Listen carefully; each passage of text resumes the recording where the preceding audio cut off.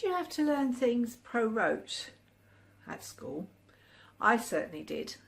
And when I moved from infants into junior, which was a different school, there was a huge focus on times tables. This is Toby, by the way.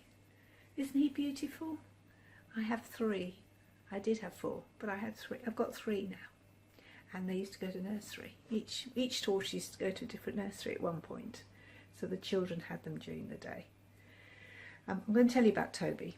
But pro-rote learning, I didn't understand what times tables were. But everybody was obsessed with times tables when I was at infant school. The teacher, Mrs. Browning, I think her name was, had a horrible game where if you didn't answer the question right, you had to stand on the chair. And then if you didn't answer it again, you had to stand on the table. And if you got one right, you were allowed to return to the chair. Well, I was always at the top on the table.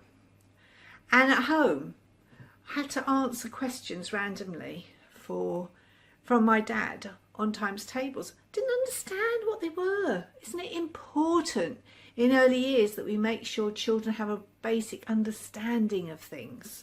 And pro-rote learning has never been my thing. Anyway, I have a sister. She's younger than me. She's 4 years younger. And she had the same offer.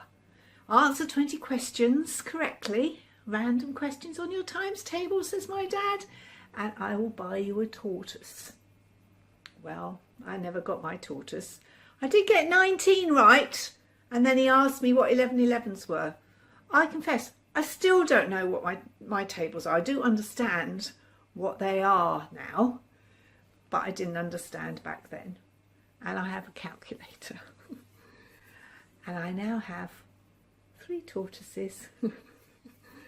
And I love them. But practically, helping children understand concepts is really important. And we have to do that through play, don't we?